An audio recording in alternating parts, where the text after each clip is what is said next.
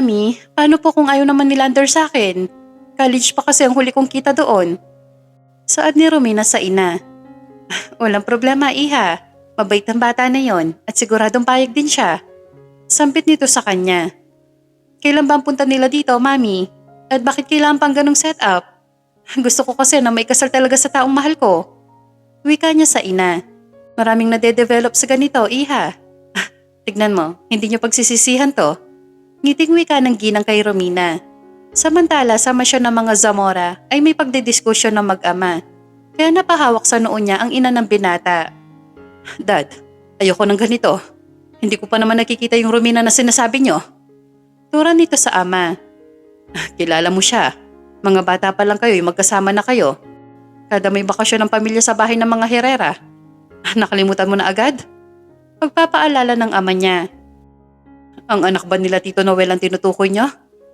But dad, college nang huli kong makita yun eh. Hindi ko na maalala mukha nun. Baka nga may boyfriend na rin yun. Saad dito sa ama. Well, wala pa siya nobyo, san? At ipinalita ng Tito Noel mo na okay naman dito ang desisyon namin. Pumayag siya? Kahit hindi pa naman kami totally magkakilala? Hindi makapaniwalang tanong nito. Napatawa ang ama ni Lander, kaya hinaplos ito ng asawa sa braso. Umalis na lang ang binata, kaya niyaya siyang maupo ni Cecilia, ang kanyang asawa. Alam nilang tutol at ayaw nito ang nais nilang mangyari. Pero ang kasunduan ay kasunduan. Honey, bakit kasi ipinipilit mo pa rin? Hayaan na lang natin na siyang humanap ng mamahalin niya. Saad ni Cecilia. Bakit? Tayo naman ay ganun din, di ba? But look, ang saya natin at mahal na mahal natin ang isa't isa. Unless, hindi mo ako mahal. Tanong nito. Siyempre, mahal kita. Pero iba naman ang anak natin. Tignan mo sa huli, pasasalamatan pa ako ng anak natin. Trust me, honey. Mabait ang anak nila Noel. Wika ng matandang lalaki. Alam ko naman yon, pero nag-aalala lang ako sa anak natin. Saad nitong muli. Hinawakan lang ng asawa niya ang isang kamay nito at piniga sabay dampin na magaan na halik sa likod ng palad nito. At nang dumating ang araw ng pinakahihintay, isang salo-salo ang ginanap sa bahay ng mga Zamora at imbitado ang pamilya nila Romina. Nasa labas na ang mga magulang nito kasama ang dalaga, habang si Lander ay nanatili lang sa kanyang silid. Kaya kinailangan pang katukin siya doon ng kanyang ina. Pinakiusapan siya nito kaya nagbihis naman ng formal ang binata. Umani naman ng papuri si Romina sa mga magulang ng binata. Taglay ng dalaga ang makinis na balat, natural na mapulang labi at isang napakagandang dilag. Eto na ba si Romina, balae? Napakaganda naman pala ng aming mamanuganin. Tura ng ginang na ina ni Lander. Oo, balae. Ito na nga si Romina. Mahilig kasi magluto yan kaya na-maintain niya ang figure niya. Nakangiting wika nito. Nice. Sandali lang ang anak ko, pababa na rin yon. Tura ng matandang Zamora. Ilang minuto pa ay nakita na ni Romina ang binata na nagsusumigaw ang gandang lalaki. Napatulala pa siya ng ilang sandali. Hindi niya sukat akalain na ito na ang itsura ng lalaking dati ay nakasuot ng salamin at makapalang kilay. Nakatitig lang din ito sa kanyang muka pero hindi ka babakasan ng tuwa o inis. Basta, blanco ang ekspresyon nito. Eto na bang anak mo, kumpadre? Wika ni Ginoong Herrera. Oo, kumpadre. Lander, iho. Sila mga in-laws mo at ang magandang babae na to ay si Romina. Tura ng ama ng binata. Magandang gabi, Mr. and Mrs. Herrera. At sa'yo, Romina. Pati nito sa tatlong bisita nila. Magandang gabi rin, Lander. Balik-bati ni Romina na medyo naiilang pa sa klase ng pagtitig nito sa kanya. So kumain na tayo para mahaba-haba magiging pag-uusap ng mga anak natin. Ngiting wika ng ama ni Lander. Magana ang lahat sa pagkain. Panaka-naka naman si Romina sa pagsulyap kay Lander at ganun din ito. Nang matapos ang salo-salo nila ay niyaya sila ng ina ni Lander sa sala at doon ay iniwan ng dalawa para makapag-usap pa. Napapitlag si Romina na magsalita si Lander. Akala ko, hindi ka papayag. Pero bakit? Kasi ako, ayoko ng ganitong setup. Ayoko rin naman to, pero malaking utang na loob ko sa mga taong kumupop sa akin. Adopted lang ako at ito ang nakikita kong paraan para makaganti sa buhay na ibinigay nila sa akin. Saad ni Romina. Napatingin tuloy si Lander sa kanya nang marinig na isa pala siyang adopted. Kung akala nito ay tunay siyang anak, pero wala namang masama sa ganon. Matapos ang naging usapan ng lahat ay nagpaalam na rin ang mga ito sa pamilya Zamora. Hanggang sa dumating na rin ang araw ng kanilang kasal. Nakiusap ang binata kay Romina na tumutol pero tumanggi lang ito kaya nakaramdam ng inis at pagkayamot si Lander dito. Kahit ang paghalik sa labi kay Romina ay hindi niya ginawa. Tanging sa pisngi lang at ramdam ni Romina ang disgusto nito sa kanya. Kahit natutulan man kasi niya ang nais ng mga magulang niya ay wala rin siya magagawa. Dahil kahit ano pa man ang mangyari, ay mga magulang pa rin niya ang masusunod. Nakatakda ang honeymoon nila sa bansang Denmark pero walang naganap na pulot gata. Iniwan ni Lander si Romina sa hotel para lumabas kaya wala nang nagawa pa ang babae sa huli. Isang linggo silang ganon hanggang sa makabalik na sila ng bansa. Sa bahay na binili ng mga magulang ni Lander sila umuwi at may 3 kasambahay doon. Pinaakyat ni Lander ang mga gamit nila sa isang kwarto pero hindi sila magkatabi. At naiintindihan niya ni Romina dahil wala naman talagang pagtingin ng asawa niya sa kanya at ganun din naman siya dito. Kinabukasan na magising si Romina, wala na sa mahabang sofa si Lander kaya bumaba na rin siya. Pero bago yon ay naghilamos muna ito. Paglabas niya ay nakasalubong niya paakyat ang asawa, may earphones at basa ang suot na damit. "Nag-jogging ka?" Tanong nito pero hindi siya pinansin. "Ma'am Romina, ihahanda ko na po ba ang almusal niyo?" Tanong ng kasambahay niya nang makababa siya. "Sige ho, manang." Tugon nito sa nagtanong. Naupo siya sa mahabang sofa sa sala at kinuha ang magazine na naroon. Ilang oras lang ay pababa na ito kaya tumayo agad si Romina. "Aalis ka? Mag-almusal ka na muna, Lander." Wika niya dito kaya ito tumigil sa harapan niya. "Ayoko. Isa pa, busog ako." Tugon nito sa kanya. "Pero nagpahanda na ako ng almusal." Turan niya muli.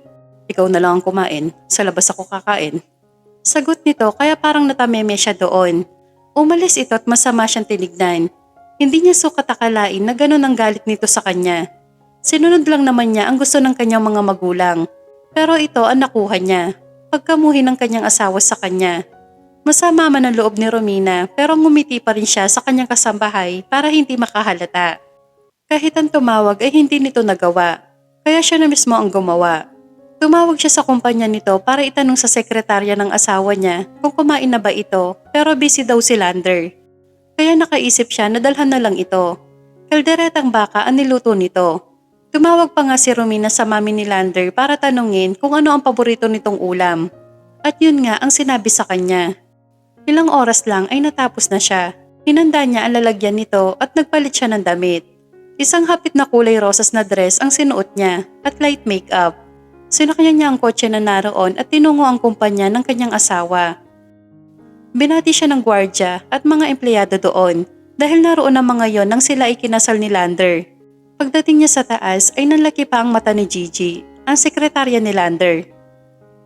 "Ma'am Romina, hindi po kayo nagsabi na pupunta kayo?" Gulat na saad nito. "Bawal ba? Si Lander nasa loob?" Tanong nito. Opo ma'am, kaso po may kwan kasi." Turan nito. "Ano, ako na lang ang papasok ha?" Saad niya at nagtuloy at saka pinihit ang doorknob. "Ma'am Romina!"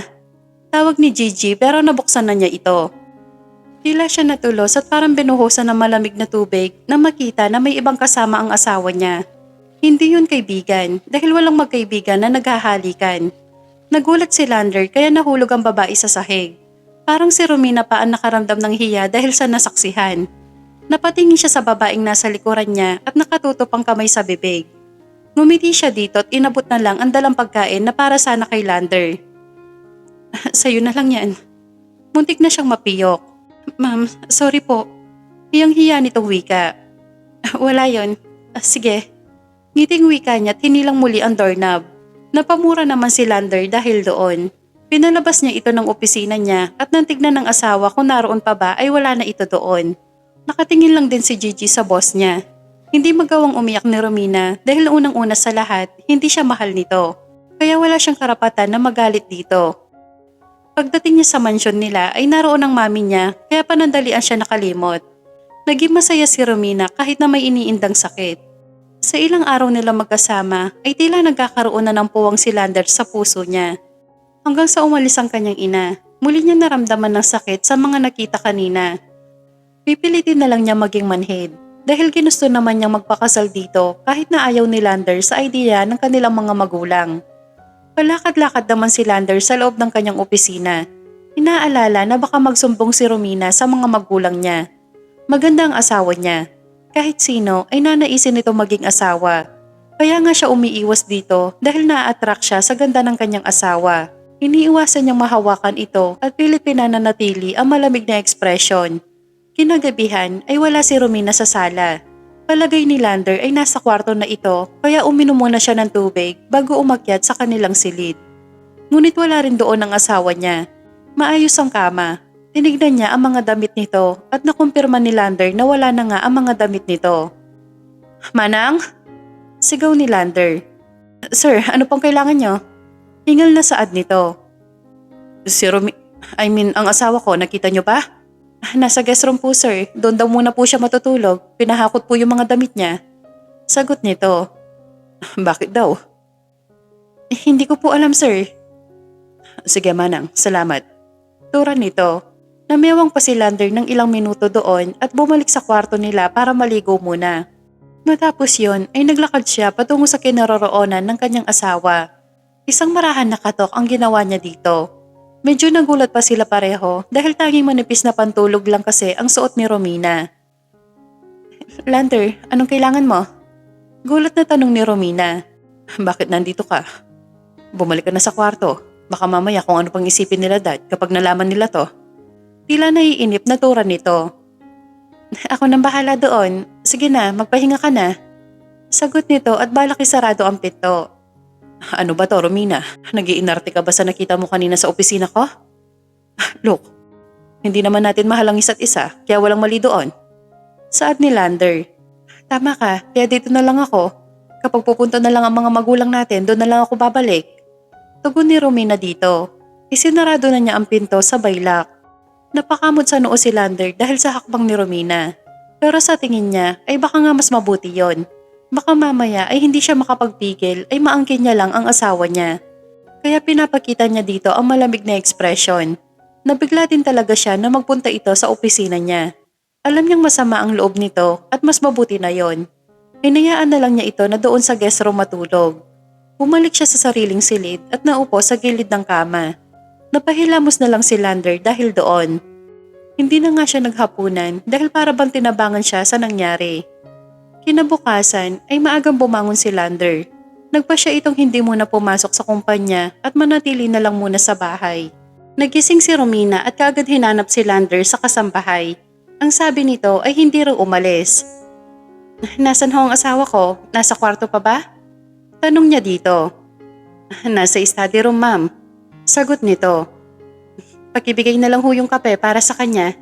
Utos nito kaya tumango naman ang huli. Isang marahan na katok ang narinig ni Lander. Kaya pinatuloy na niya yon. "Sir, kape niyo raw po sabi ni ma'am." Bungad nito. "Nasaan siya?" Tanong naman ni Lander. "Nasa kusina sir, nagluluto ng agahan." Sagot nito. "Ikaw, bakit ikaw ang nagdala nito?" "Ako na lang daw po ang magdala, siya na raw po sa kusina." "Okay, you may go now." Saad ni Lander. Umalis na sa harapan niya ang kasambahay kaya napangulong baba pa ito na tumingin sa sarado ng pinto. Naabutan ng kasambahay si Romina na abala sa paghahanda ng agahan. Samantala, iniisip ni Romina kung magluluto siya ng marami. Baka kasi hindi naman kainin ng kanyang asawa ang pagkain. Naisipan niyang isang klase na lang ang gawin.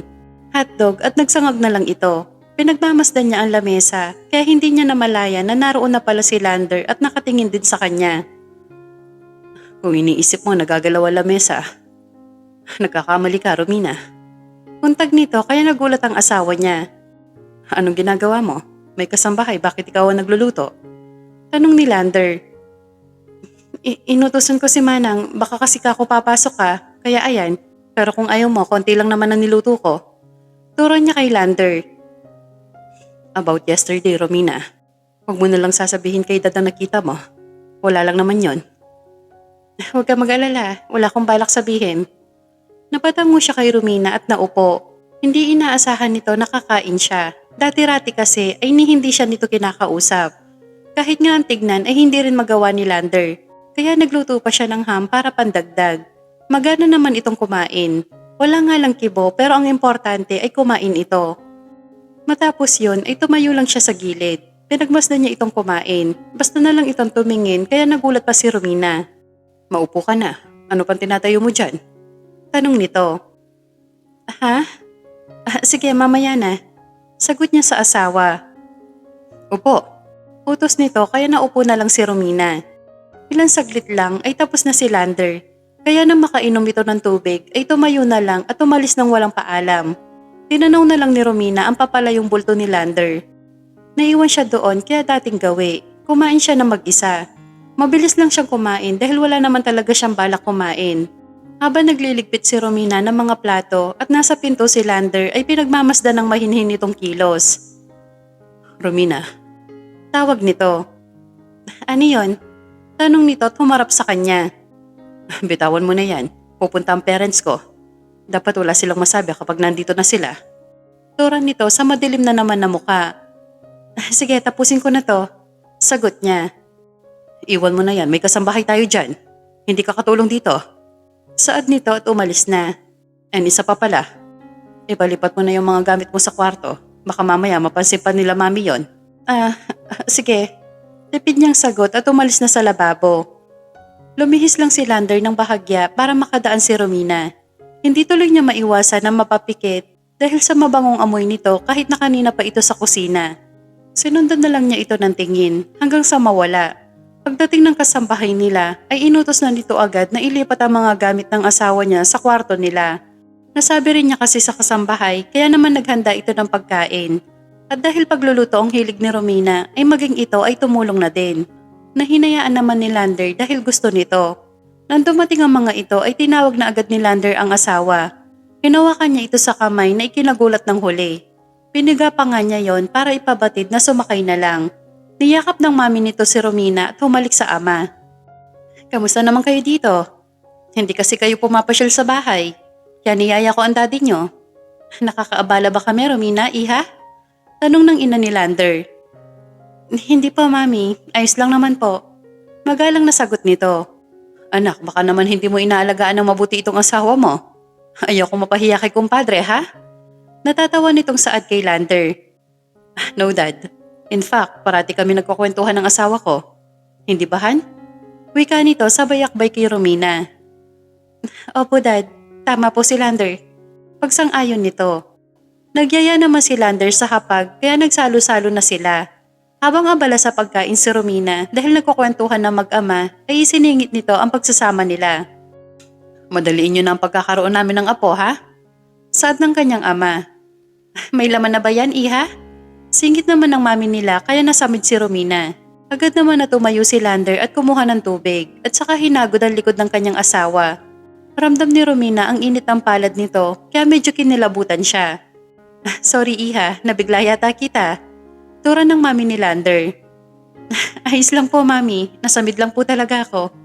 Sagot niya, ayos ka na? Wika ni Lander na halata ang pag-aalala na ngayon lang nakita ni Romina. Okay na Han. Sagot nito kaya tumitig si Lander sa mukha niya pababa sa labi. Nabigla naman kasi sa tanong ng mami niyo. Saad ng daddy nila. Ma'am, dadating tayo doon. Sagot ni Lander. Excited lang iho. Ngiting wika nito. Natahimik na lang si Romina hanggang sa makatapos silang kumain. Kwentuhan at kamustahan ang ginawa nila. Kaya maghapon din na busy ang mga ito. Nang sumapit ang hapon ay nagpaalam na rin ang mga ito. Napaupo agad si Romina sa sala nila na makaalis ang mga magulang ni Lander. Umakyat naman si Lander sa kwarto nila at dinaanan lang si Romina sa sala.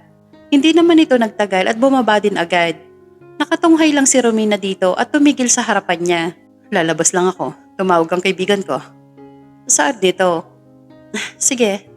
Tipid na sagot ni Romina. Naunang umalis si Romina dito kaya naiwan siya nakatayo sa gitna ng sala. Pagpasok ni Romina sa kwarto nila ay naligo na ito dahil pakiramdam niya ay nahapo ang buong araw niya kasama ang mga magulang ni Lander. Halos kalahating oras din si Romina sa loob ng banyo. Doon na rin siya nagpalit ng damit. Isang mahaba pero fitted na pantulog yon. Nagulat pa si Romina na makita ang asawa sa loob ng kwarto habang nakaupo sa kama. Akala ko aalis ka. May nakalimutan ka ba? Tanong nito sa asawa. Wala, nagbago ang isip ko. Tugon nito at inalis ang necktie. Ganun ba? Ipagluluto ba kita ng hapunan? Turan niya dito. Kaya mo nang si Manang ang gumawa noon. Saad nito. Ikaw ang bahala. Sagot ni Romina at pinatuyo ang buhok gamit ang blower. Pinapanood naman siya ni Lander sa gilid ng mga mata nito. Kahit nasabihin nitong abala siya sa ginagawa doon sa maliit niyang lamesa, ay nakatutok naman ang atensyon niya sa asawa. Pinapanood naman siya ni Lander sa gilid ng mga mata nito. Kahit nasabihin nitong abala siya sa ginagawa doon sa maliit niyang lamesa, ay nakatutok naman ang atensyon niya sa kanyang asawa. Tumayo si Lander at lumabas ng kwarto nila para magtungo sa minibar niya. Kumuha siya doon ng isang bote ng whiskey at naupo sa isang stall para doon uminom. Hanggang sa makapagluto na si Romina ng pagkain. Halos mapangalahati niya ang bote ng whiskey. Medyo tipsy na rin siya kaya kinuha niya ang bote at ibinalik sa lagayan. Nasa kusina ang asawa kaya doon siya nagtuloy. Abala ito sa lababo kaya lumapit si Lander at walang ano-ano ay niyakap niya ito. Kaya parang may kung anong kuryente ang bumalot sa buong katawan ni Romina na mga oras na yon.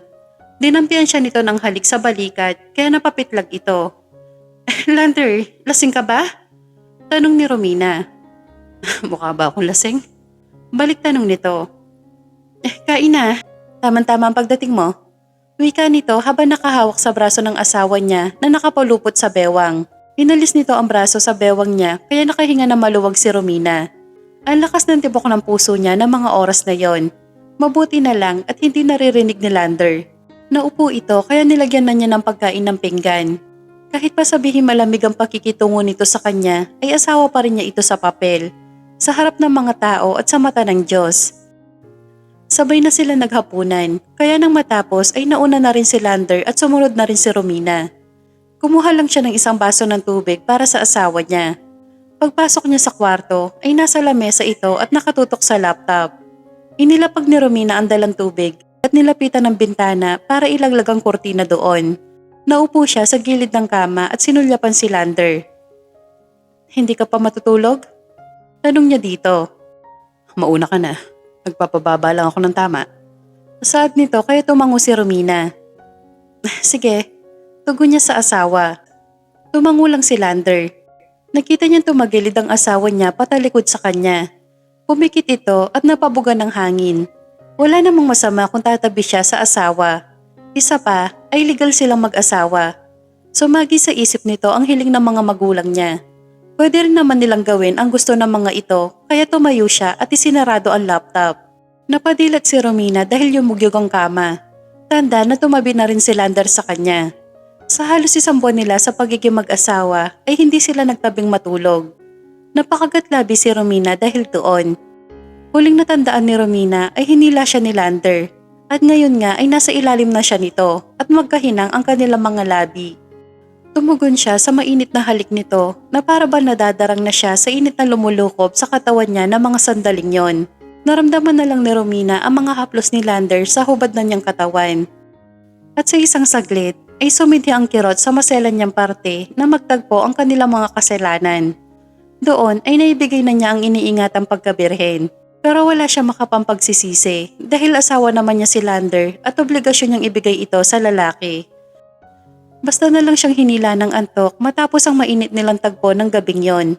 Napamulat si Romina na wala na sa tabi niya ang asawa pero rinig niya ang lagaslas ng tubig na nagmumula sa banyo nila. Nakaupo siya at ramdam nito ang makirot na parting ibaba. Nakabalot ng kumot ang itaas na bahagi ng kanyang katawan kaya nang marinig niyang nagbukas ang pinto ay inayos niya ang buhok. Lumabas ang asawa niya na tanging tuwalya lang ang suot sa ibabang bahagi at tumutulo pa ang tubig sa buhok nito habang may maliit na tuwalya sa ulo. Gising ka na pala. Saad nito. Kakagising lang. Sagot ni Romina. Masakit pa ba? Tanong nito kaya namula ang mukha niya. Oo. Sagot ni Romina sa asawa. Kaya mong maglakad? O bubuhatin kita? Wika ni Lander. Kaya ko na. Ayos na ako. Lumapit ito sa kanya at dumukwang. Kaya nagulat si Romina dahil sa paghalik nito sa kanya. Sana makabuo para maging masaya ang mga magulang natin. Bulong nito na lumayo sa labi niya. Oo nga, sana nga. Utal na sagot nito. Nagbihis na si Lander kaya naiwan siya nakaupo pa rin sa kama. Kaya tumayo na ito at paikay-kan naglakad papasok sa loob ng banyo. Naligo din siya kaya nakaramdam si Romina ng konting ginhawa. Nagsuot lang siya ng bathrobe nang makatapos. Inalis niya din ang balot ng kama at pinalitan ng iba. Pumasok naman agad si Lander na nakasuot ng pang-opisina. Lumapit ito sa kanya at ibinigay ang necktie. Nakuha niya agad ang nais nito mangyari. Papasok ka pala, sana maaga akong bumangon. Wika ni Romina habang abala sa pag-aayos na necktie ng kanyang asawa. May kasambahay tayo, hindi ka katulong dito. Sagot niya habang pinagmamasdan ang mukha ng asawa. Oo nga, gusto ko kasing gawin. Turan pa nito. Bakit? Tanong ni Lander. Asawa kita, kaya gusto ko lang. Kung ayaw mo naman, hindi ko gagawin. Tugon ni Romina. Hinawakan ni Lander ang kamay niya kaya napatigil si Romina at napatingin sa kanyang asawa. Sorry sa nakaraang araw. Bakit mo sinasabi sa akin to? May kailangan ka ba? O may ipapagawa ka? Tanong ni Romina. Wala. Narealize ko lang na ang tangat gago ko pala sa'yo. Sambit ni Lander. Lumayo siya dito at kinuha ang suitcase niya. Naguluhan naman si Romina dahil sa biglaan ng pagbabago ng mood nito kaya hindi siya agad nakakilos. Pagbaba niya ay paalis na si Lander kaya balak pa sana niya itong habulin ngunit napatigil lang din siya dahil baka magalit lang ito. Medyo masakit pa rin kasi ang maselang parte niya. Napahila mo si Lander na muka. Ayaw niyang isipin na may pagtingin na ang asawa niya sa kanya. Ang gusto niya lang ay bigyan ng apo ang mga magulang. Bahala na kung magbunga ang ginawa nila. Pero mukha pa rin at amoy ni Romina ang naaalala niya habang nagmamaneho ng kotse niya. Ma'am, tumawag po ang mami niyo. Saad ng kasambahay nila. Bakit daw po, Manang? Sinabi ba ang kailangan? Tanong niya. Nangangamusta lang daw po. Ang sabi ay di daw po kayo dumadalaw ni Sir. Sagot nito. Salamat, Manang. Tatawagan ko na lang siya mamaya. Tura ni Romina. Ako na po magluluto ng hapunan, ma'am. Ang bilin po ni Sir, wag na raw po kayo magpakapagod. Tura ng kasambahay. Sinabi niya yon? Gulat niyang wika. Yes, ma'am. Maiwan ko na po kayo dito.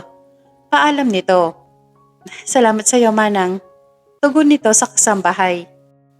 Pag-alis ng kasambahay nila ay napangiti ng tipid si Romina. Marahil ay nag-aalala din ito sa kanya dahil panay siya luto at linis dito sa bahay nila. Nanatili lang siya sa sala habang nagbabasa ng magazine. Nang bigla na lang sumagi sa isipan niya ang nangyari sa kanila kagabi. Napahawak ito sa kanyang impis na tiyan kahit na wala pa man laman. Mabilis na lumipas ang araw, linggo, buwan at hanggang sa naging taon. Halos magdadalawang taon na silang kasal kaya habang tumatagal ay mas lumalalim ang nararamdaman ni Romina para sa asawa. Kahit na madalas itong masungit sa kanya, hindi na rin naulit pa ang pagsisiping nila. Hanggang sa isang araw ay doon natulog ang mga magulang nilang pareho para daw magkabanding ang lahat. Mami, hindi kayo nagpasabi para nakapagpaluto kami. Saad ni Lander sa ina habang kasama ang mami ni Romina. Wala yan, iho. Masarap naman magluto ang asawa mo, di ba? Tura ng ina ni Romina. Yes po, mami. Kaso ayoko po napapagod ang asawa ko. Sagot nito na narinig ni Romina habang palapit. Mami, kape po para sa inyo ni mami. Singit nito kaya inakbayan siya ni Lander. Etong asawa mo anak, napaka-caring pala. Ayaw ka napapagod. Sana next time may laman na yan pagbalik namin dito. Turo ng dalawang ginang sa tiyan ni Romina kaya natawa si Lander. Soon, meron na yan. Hintay lang natin. Sagot ng asawa niya sa mga ito. Sana nga. Excited na kami. Di ba balae? Hiting wika ng mami ni Lander. Nang sumapit ang gabi ay nagkasiyahan ang mga ito. Matapos maghapunan ay kwentuhan lang saglit at nagpahinga na ang mga ito sa kanya-kanya nilang silid. Medyo napagod si Romina sa maghapon na gawa dahil tinulungan niya rin ang kanilang kasambahay. Pagpasok ni Lander sa silid nila ay napansin nito na hinihilot ng asawa niya ang sintido. Masakit ba? Tanong nito at lumapit sa kanya. Medyo lang, napagod kasi ako. Maliligo ka na ba? Tanong nito at tumayo para ihanda ang isusuot ng kanyang asawa. Stay still, ako na lang. Baka mamaya mabuwal ka pa. Saad nito kaya naupo muli si Romina. Medyo lang naman, kaya kupahan. Sambit nito kaya napatigil si Lander sa paglalakad. Magpahinga ka na muna. Tura nito sa kanya. Ngumiti lang si Romina dito. Pagpasok ni Lander sa loob ng banyo ay tumayo din si Romina para ihanda ang susuotin nito. Kumuha rin siya ng sariling damit para kapag natapos ang asawa niya ay siya naman. Paglabas ni Lander ay nagulat ito dahil naroon na ang damit niya. Pumasok na rin si Romina sa loob nang hindi nagsasalita. Pagdaloy ng tubig sa hubad niyang katawan ay napapikit si Romina. Nakaramdam siya ng ginhawa kaya halos isang oras siya sa loob ng banyo. Nagulat na lang siya nang kumatok ang asawa niya mula sa labas. Romina, ayos ka pa dyan? Tanong ni Lander. Oo, sandali na lang. Akala ko nakatulog ka na dyan eh. Tapos na ako, magbibihis na lang. Sagot niya muli. Napatagal pala siya sa pagligo. Mabilis din siya nagbihis at kaagad lumabas. Nakita niyang palakad-lakad si Lander doon. Napatigil ito na makitang naroon at nakatayo na siya sa labas. Ang tagal mo sa loob, okay ka lang ba talaga? Tanong nito na bakas ang pag-aalala. Sorry, di ko napansin ang oras. Ang lamig kasi ng tubig. May gusto ka bang kainin? Tanong niya sa asawa. Masakit na ang ulo mo, ako pang inaalala mo. Magpahinga ka na dito, ako nang bahala sa sarili ko. Tura ni Lander sa kanya. Hindi na masakit yung ulo ko. Gusto mo ba ng kape? Igagawa kita sa baba. Tugon ni Romina sa kanya. Ang kulit mo, Romina. Dito ka na lang, ako na. Kukuha lang ako ng whiskey sa baba. Saad nito kaya di na sumagot pa ang asawa niya. Tumalikod na si Lander kaya naupo si Romina sa vanity mirror at nagpatuyo ng buhok. Tanging bathrobe lang ang suot niya at nagpalit na lang muli nang mapatuyo nito ang buhok niya. Isang lingerie na kulay itim kaya kitang-kita ang taglay niyang kaputian. Pagpasok ni Lander ay napako ang mga mata niya sa suot nito dahil nakatalikod dito sa kanya at tinaayos ang mga nasa ibabaw ng kanyang mesa. Napapikit pa ito dahil sa naabutang suot ng asawa niya. Para tuloy biglang nanikip ang suot niyang pantulog. Tumikhim siya kaya napabaling ito sa kanya. Ang sabi ko sa'yo magpahinga ka na, di ba? Kunwaring galit. Inayos ko lang, ang gulo kasi. Pasensya ka na. Tura ni Romina. Ako na dyan, sige na. Utos nito. Uubusin mo ba yan? Baka hindi ka makapasok bukas ha? Magpapauntok lang, konti lang naman to. Sige na, magpahinga ka na. Huwag na makulit, Romina. Sambit nito sa pangalan niya. Napatango na ito at sumampas sa kama. Nakaupo lang ito habang nakatingin sa kanya. Kaya nagtaas siya ng isang sulok ng labi. Bakit? Matulog ka na sabi. Wika ni Lander dito. Hindi pa naman ako inaantok eh. Nawala naman na kasi yung kirot ng ulo ko. Saad dito? Magpahinga ka na. Ang dami mo din ginawa kanina. Sila mami tulog na. Wika ni Lander sa asawa niya. Sasamahan na lang kita dyan. Turo nito sa whiskey na hawak niya. Iinom ka? No way, Romina. Turan nito. Di wag. Sagot nito. Inayos nito ang unan at nahiga na. Natatawa naman bigla si Lander dahil makulit na rin ito. Halos kabisado na rin kasi niya ang ugali ng asawa. Napatunayan talaga ni Lander na mabuti itong anak sa mga magulang niya at mabait at maasikasong asawa sa kanya. Kahit na sinusupladahan niya ito madalas. Pero nagbabago na yon dahil unti-unti ay napapalapit na rin siya dito. Hindi na napansin ni Lander na halos maubos na niya ang laman ng whiskey. Kaya pala medyo hilo na siya. Naalimpungatan naman si Romina at napabangon. Nakaramdam kasi siya ng uhaw kaya bumangon ito. Pagtayo niya ay nabaling ang mga mata ni Lander sa kanya. Gising ka pa? Turan nito at naglakad palapit sa asawa niya. Naubos ko pala. Tugon naman nito. Kukuha ako ng tubig, sandali lang. Saad niya at kinuha ang walang laman na bote. Ako nang kukuha, hindi naman ako lasing. Presinta ni Lander. Ako na, 11:00 na oh. Ako na lang. Pagpupumilit ni Romina kaya di na nakipagtalo pa si Lander dito. Bumaba si Romina at agad kinuha ang tubig sa refrigerator. Naubos niya ang unang salin dito at ikinuha ang asawa niya. Umakyat siyang muli at pumasok na nga sa kwarto nila. Naroon pa rin ito at nakasalo ang kamay sa noo. Paglapit ni Romina ay kinalabit niya ito. Lander, heto na yung tubig. Lander, untag niya dito. Ha? Naidlip yata ako. Salamat dito sa tubig, Han. Saad nito kaya napatitig si Romina sa mukha nito. Inubos mo yung whiskey kaya ayan, nalasing ka. Sabi mo konti lang. Halika na sa kama, mangangawit ka dito. Yaya niya. Hindi naman ako lasing. Kilala pa nga kita eh. Ngiting wika pa ng asawa niya. Oo na, tara na. Hinila nito ang braso kaya napatayo si Lander sa pagkakaupo. Inalis ni Lander ang pagkakahawak niya sa braso nito at hinapit siya sa bewang. Nagulat pa si Romina dahil doon, dahil hinila siya nito kaya napaibabaw si Lander sa kanya. Akala ko, mali lang ako. Akala ko nalilito lang ako nung una. Hindi pala. Gusto na kita, Romina. Sambit nito. Lasing ka na nga, Lander. Hindi nga ako lasing, sabi. Gusto mo, bukas tanungin mo ko ulit. O kaya ako magsasabi ulit sa'yo. Wika niya sa asawa. Lander, wag mo akong paasahin sa wala. Tura niya dito. Isang ngiti lang ang tugon niya dito at hinaplos sa mukha ng asawa. Nakatitig naman si Romina dito. Hindi ko gagawin yon. Sisimulan ko ngayon at uulitin ko ulit bukas. Sa isang araw, sa susunod na araw, sa isang buwan at paulit-ulit na. Wika niya muli. Hindi na natapos ni Romina ang iba pang itatanong nang sakupin ni Lander ang labi nito. Muli ay pinag-isa nila ang kanilang mga sarili. Tulad ng unang beses, ipinagkaloob muli ni Romina ang sarili ng buong puso ang sarili sa asawa niya dahil inaaminan niya sa sarili na mahal na niya ang asawa at wala siyang pakialam kung suklian man ito ni Lander o hindi. Basta, mamahalin niya ito ng buong puso. Inangkin siya ni Lander buong magdamag kaya na magmulat siya ng mata ay nasa tabi pa rin niya ito at mahimbing na natutulog. Nakayakap ang isa nitong braso sa bewang niya kaya hindi niya tuloy alam ang gagawin dahil lasing lang ito kagabi. Tiyak na matatauhan na naman ito at balik sa pagiging suplado na naman ang kanyang asawa. Kumislot si Lander pero imbis na makaalis siya ay mas humigit pa ang yakap nito sa kanya. Ilang saglit pa ay nagmulat na ito ng mata kaya napatitig din siya dito. Good morning. Bati ng asawa niya. Good morning din, tatayo na ako. Malumanay niyang saad. Anong oras na ba? Tanong nito at nagsusumiksik pa sa leeg niya.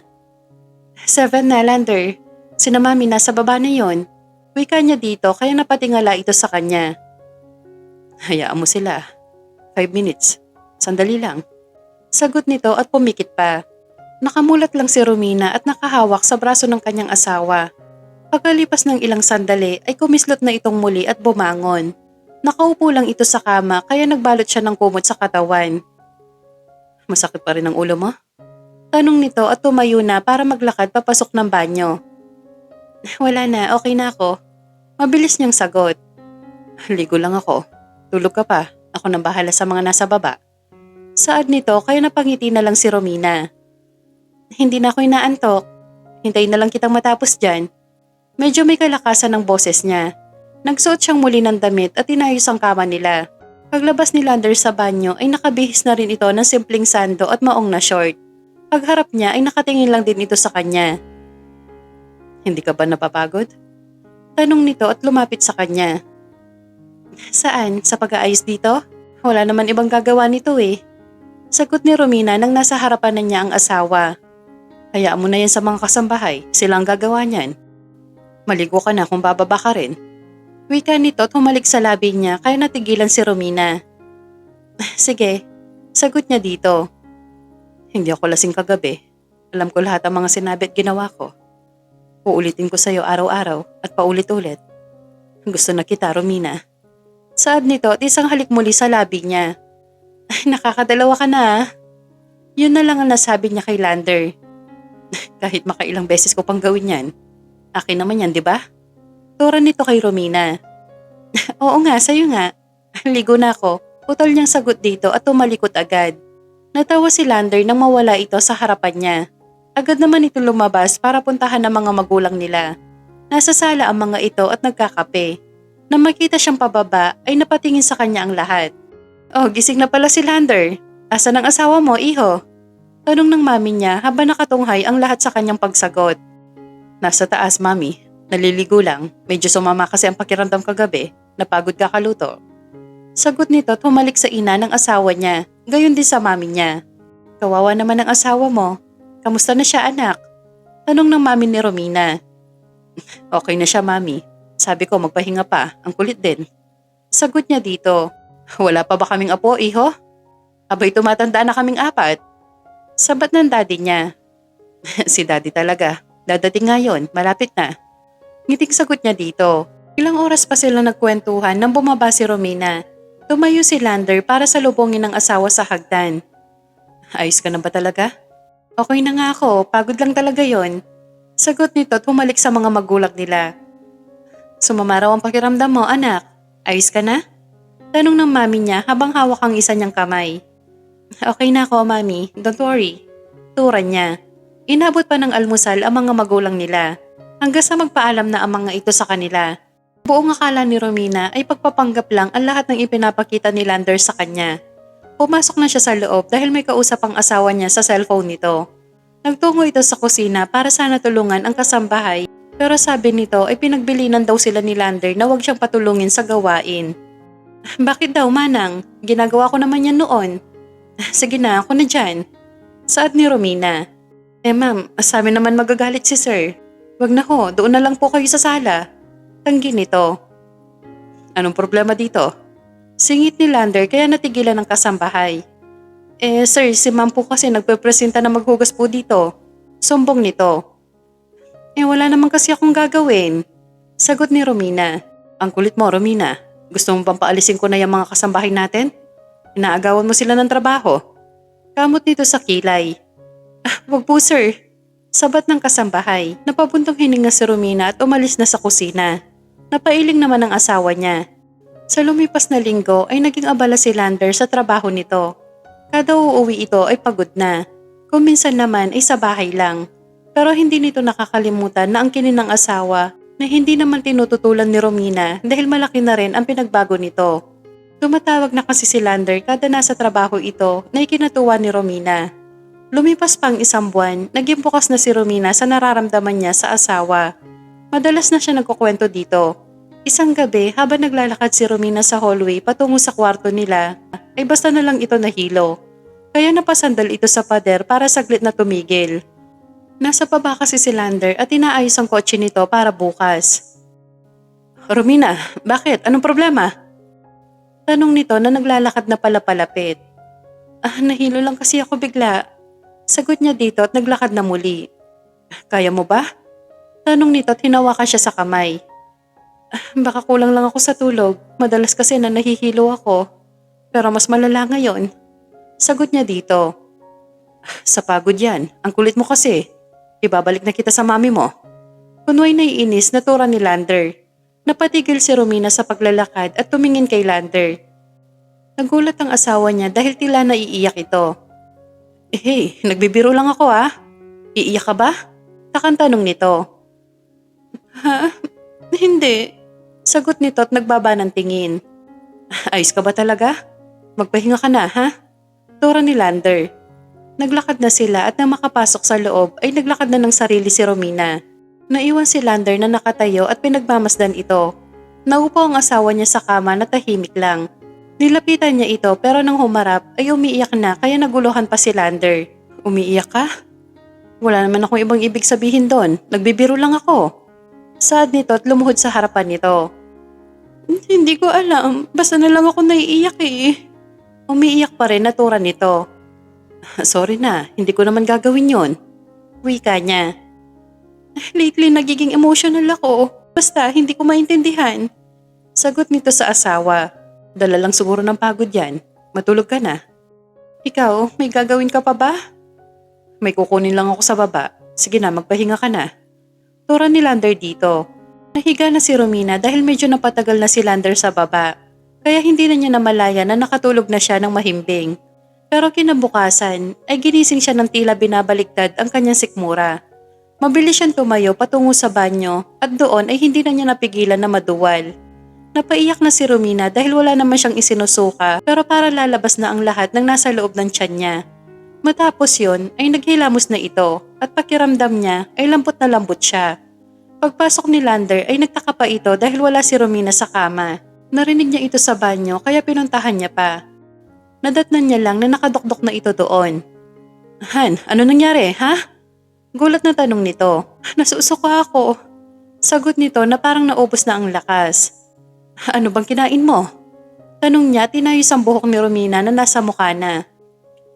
Wala pa. Basta nagising na lang ako kaya dito agad ako nagpunta. Sabay sukang muli. Hinagod ni Lander ang likod nito habang hawak ang mahabang buhok ng asawa niya. Ilang sandali pa ay nakalabas na sila ng banyo. Dahan-dahan na naglalakad ito at nang makaupo na ito sa kama ay nagpaalam ito saglit para ikuha siya ng tubig. Nahiga siya muli habang wala pa si Lander. Pagbalik nito ay bumangon na siya agad. Kamusta ang pakiramdam mo? Tanong nito nang maubos ang tubig sa baso. Gusto ko na mangga, Lander. Sagot niya. Mangga? Nang ganito ka aga? Tanong nito. Yun ang gusto ko eh. Magpapabili na lang ako kay Manang kung busy ka. Okay na ako. Tura nito. Ako na, hindi ako aalis. Saglit lang ako ha? Dito ka na muna. Pili ni Lander kaya napangiti si Romina. Salamat. Giting wika nito. Nagpalit lang ng damit si Lander at umalis na rin agad. Nang makaalis ang sasakyan nito ay bumaba naman si Romina para maghanap ng gustong kainin sa kusina. Naabutan niya si Manang na nagluluto ng sinangag kaya napatakip ito sa ilong. Manang, ano yan? Parang ang baho. Tanong nito. Ma'am? Sinangag po. Wala naman po mabaho, mama. Takanturan nito. Siguro yon, Manang. Ano nilagay mo dyan? Wala, ma'am. Bawang lang po to. Sagot ng kasambahay. Ang baho, Manang. Inis na tura ni Romina at lumabas at nagtungo sa labas. Isang busina ang narinig ni Romina makalipas ang isang oras. Si Lander na pala at may bitbit na isang plastic. Nang makita niya mang gayon, ay para ba nanubig ang lalamunan niya. Sagad pa ang ngiti nito nang lapitan siya ng asawa. Heto na ang mangga mo. Sabay abot nito. Salamat Han. Saad niya at kinuha agad. Ang weird. Tugon nito na siya lang ang nakarinig. Agad dinala ni Romina ang mangga sa kusina. Naroon pa rin ang kasabahay nila kaya pinagmamasdan siya sa ginagawa. Kasunod nito si Lander kaya inalok ng kape ito. Napakulutan noon nila nang kumuha ng asin sa platito si Romina at nilagyan pa ng patis. Tinalupan nito ang mangga at nang isubo ay napapikit pa na tila ba sarap na sarap. Nangasim tuloy ang dalawa kaya hindi na napigilan ni Manang na magsalita. Ma'am, naglilihi po ba kayo? Ang aga ng mangga na yan, baka kayo sikmurain. Turan nito kaya natigilan ng babae. Oo nga Han, naglilihi ka ba? Ulit na tanong ni Lander. Oh my God! Bakit di ko naalala yon? Gulat na napatingin ito sa asawa niya. So, naglilihi ka nga? Wow, good news yan kapag totoo. Ngiting wika ni Lander. Natigilan si Romina kaya hindi ito agad nakapagsalita. Kaya biglang bumagsak ang luha nito. Tatawag ako ng doktor para makasigurado tayo. Tahan na. Bago niya iwas si Romina doon ay humalik muna siya sa noon nito. Paglabas ni Lander ay tinawagan nito ang ina at isinunggani ang mga sintomas ni Romina. Napatili ito sa kabilang linya dahil tiyak daw na buntis na nga ang asawa niya. Sa loob-loob ni Lander ay gusto niya na rin sumigaw dahil bukod sa naamin na niyang mahal niya ang asawa ay magkakaroon na rin sila ng anak. Kaya pipindasal niya ay sana nga ay tama ang hinula ng kanyang ina. Makalipas ang 2 oras ay dumating na ang kilala niyang doktor. Matagal na itong kaibigan ng pamilya nila kaya napangiti ito na magkita siyang muli. Niyaya niya ito sa loob at ang sabi ng kasambahay ay nasa kwarto daw ang asawa niya. Pagpunta nila doon ay bago ligo ang asawa niya kaya ipinakilala siya ng asawa. Lander, iwan mo muna kami dito ng asawa mo. Saad nito? Sige Dok.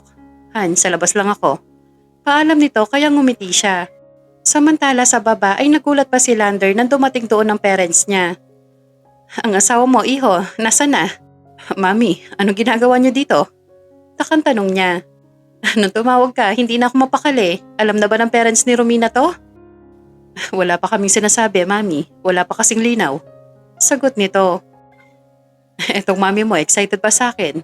Saad ng kanyang ama. Halos 1 oras din ang itinagal ng mga ito. Lumabas na ang doktor kaya naman sinalubong ito agad ni Lander. Dok, ano lagay ng asawa ko? Nasaan siya? Tanong nito.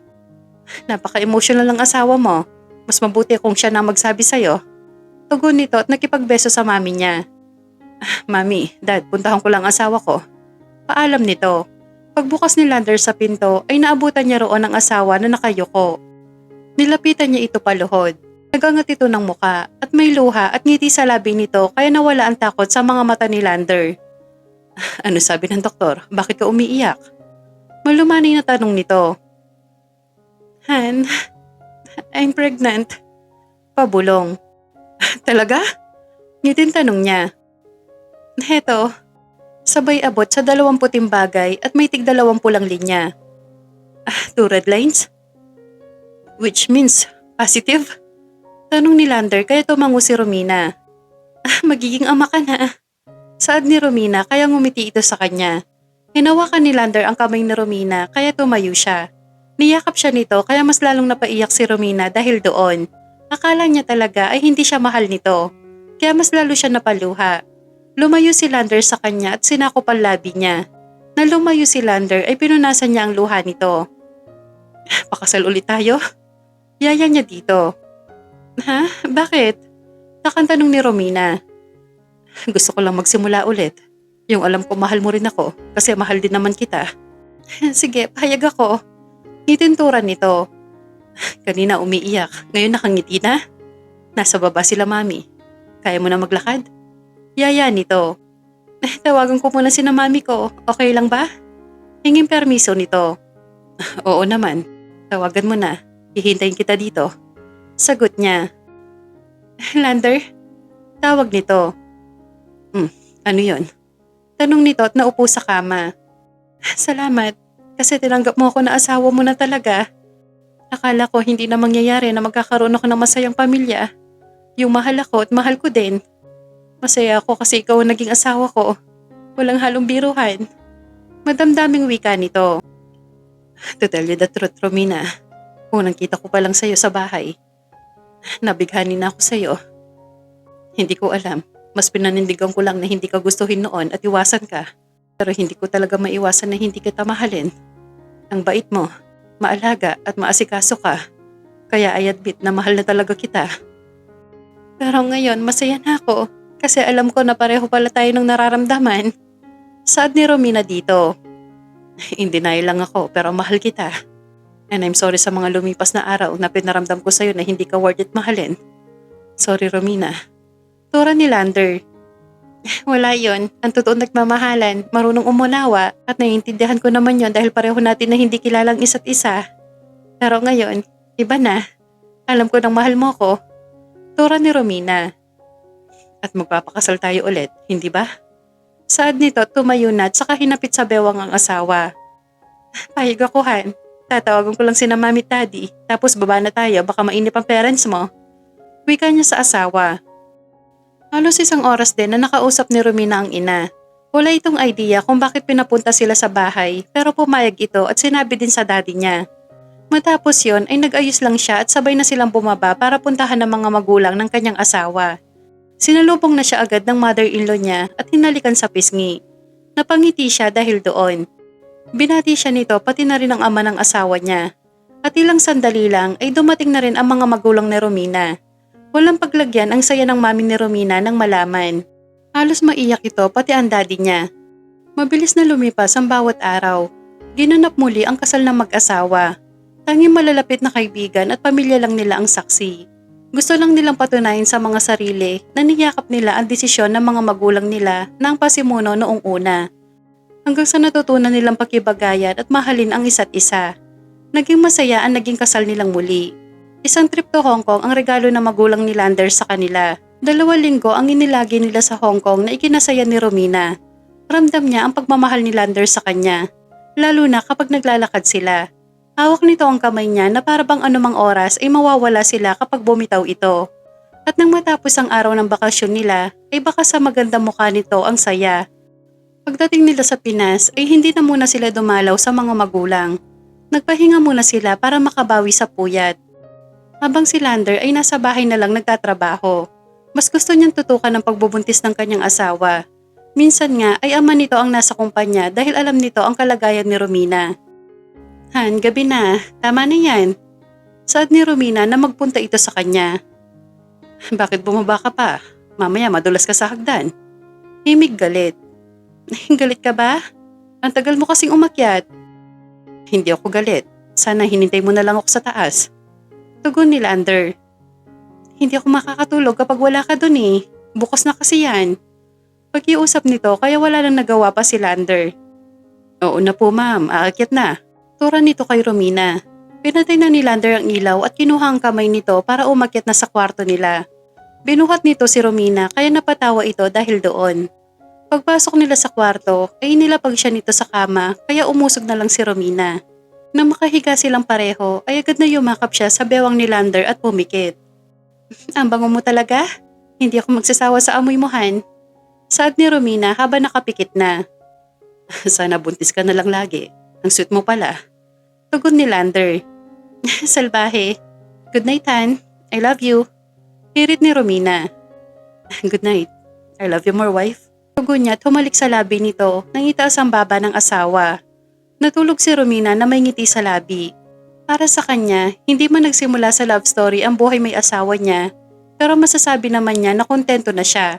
Dahil sa huli, mahal din siya ng pinili niya maging asawa at katuwang habang buhay.